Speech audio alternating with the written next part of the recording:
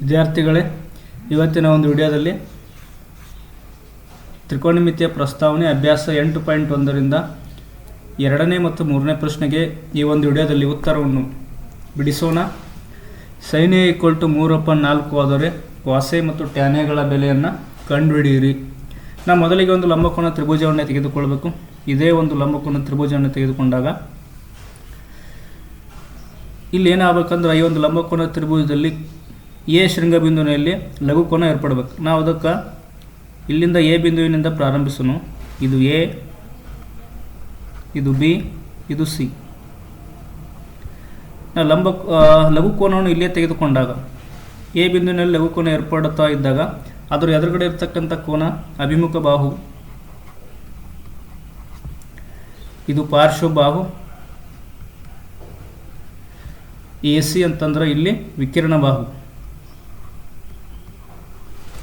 ಈಗ sin A ನ ಬೆಲೆ 3/4. sin A ದ ತ್ರಿಕೋನಮಿತಿಯ ಅನುಪಾತದ ಸೂತ್ರ ಯಾವುದಾಗ್ತಂದ್ರೆ ಇಲ್ಲಿ ಅಭಿಮುಖ ಬಾಹು ಭಾಗಿಸು ವಿಕಿರಣ ಬಾಹು. ಅಭಿಮುಖ ಬಾಹು ಭಾಗಿಸು ವಿಕಿರಣ ಬಾಹು ಅಂದ್ರೆ ಆ sin A ದ ಬೆಲೆ ಕೊಟ್ಟಾರ. sin A ನ ಬೆಲೆ ಕೊಟ್ಟಿರ್ತಾರೆ. ಅದರ ಬೆಲೆ ಎಷ್ಟಂದ್ರೆ 3/4. ಅಂದ್ರೆ ಇಲ್ಲಿ ಅಭಿಮುಖ ಬಾಹು ಅಂತಂದ್ರೆ 3, ವಿಕಿರಣ ಬಾಹುವಿನ ಬೆಲೆ 4 ಆಯಿತು. ಹಂಗಾರೆ ನಾವಿಲ್ಲಿ ಬೆಲೆಯನ್ನು ಆದೇಶ ಮಾಡಿದಾಗ ಇದು ಅಭಿಮುಖ ಬಾಹುವಿನ ಬೆಲೆ 3, ವಿಕಿರಣ ಬಾಹುವಿನ ಬೆಲೆ 4. ಹಾಗಾದರೆ ನಾವಿಲ್ಲಿ ಪಾರ್ಶ್ವಬಾಹುವಿನ ಬೆಲೆಯನ್ನು ಪೈಥಾಗರಸ್ ಪ್ರಮೇಯದ ಸಹಾಯದಿಂದ ಬಿಡಿಸಬಹುದು. ನಾವಿಲ್ಲಿ ಲಂಬಕೋನ ತ್ರಿಭುಜದಲ್ಲಿ ವಿಕಿರಣದ ವರ್ಗ ಉಳಿದ 2 ಬಾಹುಗಳ ಮೇಲಿನ ವರ್ಗಗಳ ಮೊತ್ತಕ್ಕೆ ಸಮವಾಗಿರುತ್ತದೆ ಅಂಥೇಳಿ ಪೈಥಾಗರಸ್ ಪ್ರಮೇಯದ ಹೇಳಿಕೆ. ಅದರ ಪ್ರಕಾರ ನಾವು ಬಿಡಿಸಕ್ಕೆ ಹೋದಾಗ ಲಂಬಕೋನ ತ್ರಿಭುಜದಲ್ಲಿ ವಿಕಿರಣ ಅಂದರೆ ಇಲ್ಲಿ ಎ ಸಿ ಬಾಹುವಿನ ವರ್ಗ = ಬಿ ಸಿ ಬಾಹುವಿನ ವರ್ಗ ಅಧಿಕ್ ಎ ಬಿ ಬಾಹುವಿನ ವರ್ಗ. ಎ ಸಿ ಬಾಹುವಿನ ವರ್ಗ, ಎ ಸಿ ಅಂದರೆ ವಿಕಿರಣ ಬಾಹು, ಅದರ ಬೆಲೆ 4². ಎ ಸಿ ಅಂದರೆ 4 ಐತಿ, 4ರ ವರ್ಗ = ಬಿ ಸಿಯ ಬೆಲೆ. ಬಿ ಸಿ ಅಂದ್ರೆ ಇಲ್ಲಿ ಅಭಿಮುಖ ಬಾಹು, ಅದರ ಬೆಲೆ 3, 3ರ ವರ್ಗ ಪ್ಲಸ್ ಎ ಬಿ ಬೆಲೆ ಗೊತ್ತಿಲ್ಲ. ಎ ಬಿಗೆ ನಾವು ಎ ಬಿಯನ್ನು ಬರೆದುಕೊಳ್ಳೋಣ.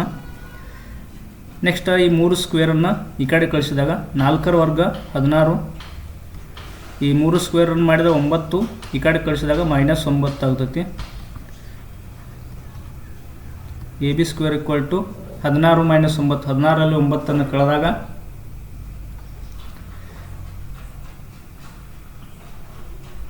ಹದಿನಾರರಲ್ಲಿ 9 ಕಳೆದಾಗ ಎಷ್ಟು ಬರುತ್ತೆ ಅಂದ್ರೆ ನಮ್ಮದು ಇಲ್ಲಿ 7 ಬರ್ತೈತಿ. 7 A B square actually A B square ಅಂದ್ರೆ ಅದರ ಬೆಲೆ 7 ಬತ್ತು. ಬಟ್ ನಮಗೆ ಬೇಕಾಗಿರ್ತಕ್ಕಂಥದ್ದು ಎ ಬಿಯ ಬೆಲೆ ಬೇಕಾಗಿತ್ತು. ಹೀಗಾಗಿ ಎ ಬಿಯ ಬೆಲೆ ಏನಾಗ್ತದೆ ಅಂದ್ರೆ ಇಲ್ಲಿ ಎ ಬಿ = ಈ ಸ್ಕ್ವೇರನ್ನು ಈ ಕಡೆ ಕಳಿಸಿದಾಗ ರೂಟ್ ಆಗ್ತದೆ, √7. ಅಂದರೆ ಇದರ ಅರ್ಥ ಪಾರ್ಶ್ವಬಾಹುವಿನ ಬೆಲೆ ಎಷ್ಟಂದ್ರೆ √7. ಪಾರ್ಶ್ವಬಾಹುವಿನ ಬೆಲೆ √7 ಆಗಿರ್ತೈತಿ.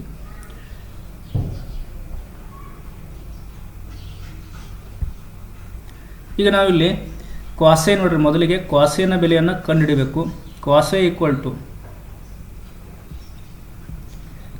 A ದ ತ್ರಿಕೋನಮಿತಿ ಅನುಪಾತ ಸೂತ್ರ ಪಾರ್ಶ್ವಬಾಹು ಭಾಗಿಸು ವಿಕಿರಣ ಬಾಹು ಅಂತ cos A ದ ಸೂತ್ರ ಆಯ್ತು. ಪಾರ್ಶ್ವಬಾಹು ಭಾಗಿಸು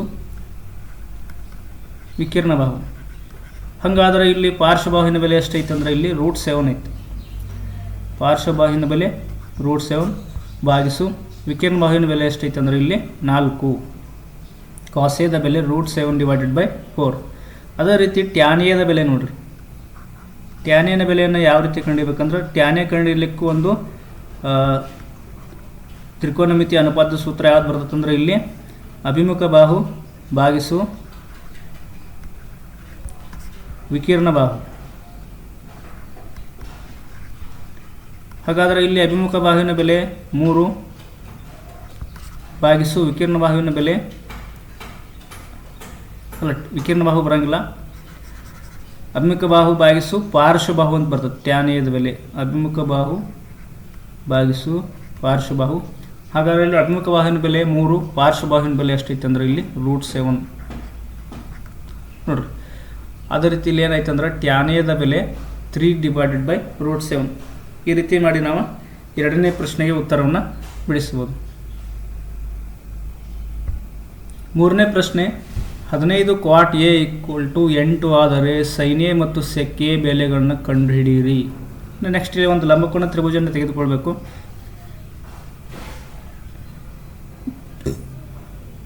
ನಾವಿಲ್ಲೇ ಎ ಬಿಂದುವಿನಿಂದ ಇಲ್ಲೇ ಪ್ರಾರಂಭಿಸೋಣ. ಎ ಬಿ ಸಿ ಇಲ್ಲೇ ಲಂಬಕೋನ ತ್ರಿಭುಜ ಏರ್ಪಡಕತ್ತಂದ್ರೆ ಅಂದ್ರೆ ಇಲ್ಲೆಲ್ಲ sin A sec A quartz A ಅಂತ ಕೊಟ್ಟಾರೆ. ನಾವಿಲ್ಲಿ ಲಂಬಕೋನ ತ್ರಿಭುಜ ಇಲ್ಲಿ ಏರ್ಪಡ್ತಿರ್ತೈತಿ. ಬಟ್ ಇದು ಈ ಒಂದು ಎ ಬಿಂದುವಿನಲ್ಲಿ ಲಘುಕೋನ ನಾವಿಲ್ಲಿ ಕನ್ಸಿಡರ್ ಮಾಡಿದಾಗ ಅದರ ಎದುರುಗಡೆ ಇರ್ತಕ್ಕಂಥ ಬಾಹು ಅಭಿಮುಖ ಬಾಹು, ಇದು ಪಾರ್ಶ್ವ ಬಾಹು, ಆಮೇಲೆ ಇದು ವಿಕೀರ್ಣ ಬಾಹು. ಈಗ ಅವ್ರು ಕೊಟ್ಟಿರ್ತಕ್ಕಂಥ ಬೆಲೆಗಳಿಂದ ಕ್ವಾಟೇನ ಅನುಪಾತವನ್ನು ಬರ್ಕೋಬೋದು ನಾವಿಲ್ಲಿ. 15 ಕ್ವಾಟ್ ಎ = 8 ಅಂತ ಕೊಟ್ಟರು. 15 ಕ್ವಾಟ್ ಎ = 8. ಇದನ್ನೊಂದು ಸ್ವಲ್ಪ 15 ಈ ಕಡೆ ತಗೊಂಡಾಗ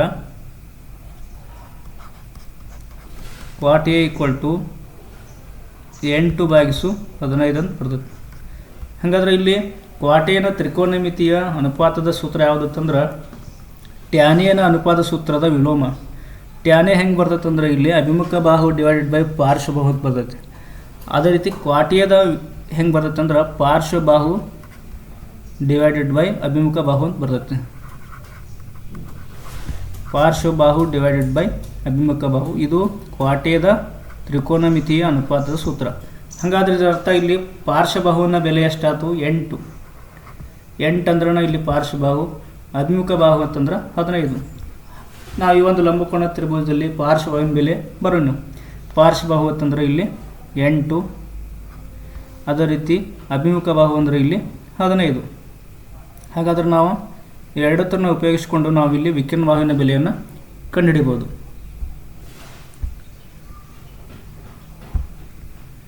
ವಿಕೀರ್ಣ ಬಾಹುವಿನ ಬೆಲೆ ಕಂಡುಹಿಡಿಬೇಕಾದ್ರೆ ನಾವು ಸಿಮಿಲರ್ ಮತ್ತು ಇಲ್ಲಿ ಪೈಥಾಗರಸ್ ಪ್ರಮೇಯದ ಸಹಾಯದಿಂದ ಬಿಡಿಸಬೇಕಾದತಿ. AC² = AB² + BC². ಹಾಗಾದರೆ ಇಲ್ಲಿ AB ಅಂದ್ರೆ 8 ಸೆಂಟಿಮೀಟರ್, 8ರ ವರ್ಗ, ಪ್ಲಸ್ BC ಅಂದ್ರೆ ಅಭಿಮುಖ ಬಾಹು, ಅದರ ಬೆಲೆ 15, 15ರ ವರ್ಗ = 8ರ ವರ್ಗ 64 ಪ್ಲಸ್ 15ರ ವರ್ಗ 225. 8ರ ವರ್ಗ 64 ಆಮೇಲೆ 15ರ ವರ್ಗ 225. ಇವೆರಡನ್ನು ಕೂಡಿಸಿದಾಗ 64 ಮತ್ತು 225 ಕೂಡಿಸಿದಾಗ ಎಷ್ಟು ಬರ್ತದೆ ಅಂದ್ರೆ ನಮಗಿಲ್ಲಿ 289 ಬರ್ತದೆ, 289.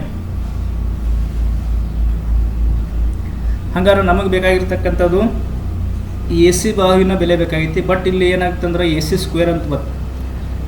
AC² ಅಂತ ಬಂದಾಗ ನಾವು AC ತೊಗೊಂಡಾಗ AC = ಏನಾಗ್ತದೆ ಅಂದ್ರೆ ಇಲ್ಲಿ √289 ಈ ರೀತಿ ಬರ್ತದೆ.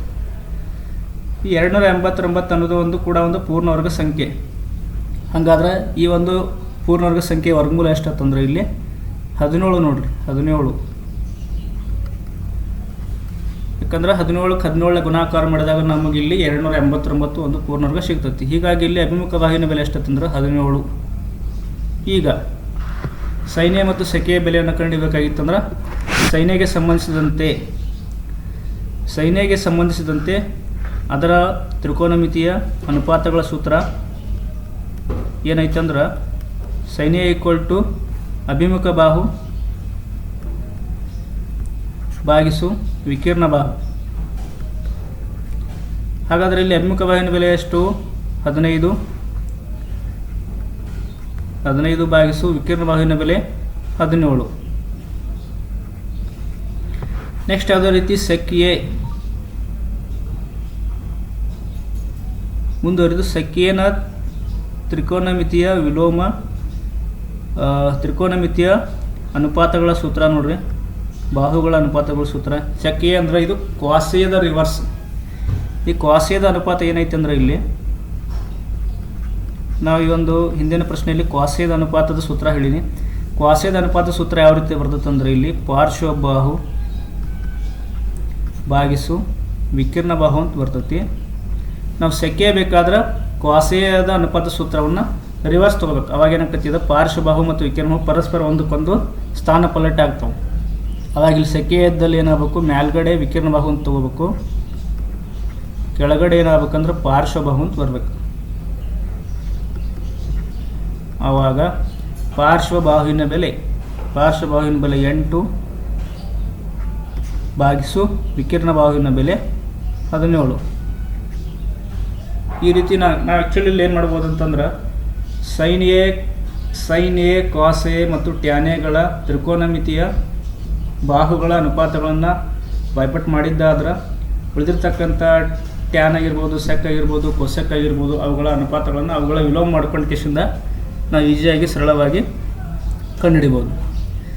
ಇನ್ನು ಇದರ ಮುಂದುವರಿದ ಪ್ರಶ್ನೆಗಳನ್ನು ಮುಂದಿನ ಒಂದು ವಿಡಿಯೋದಲ್ಲಿ ಚರ್ಚಿಸೋಣ. ಧನ್ಯವಾದಗಳು.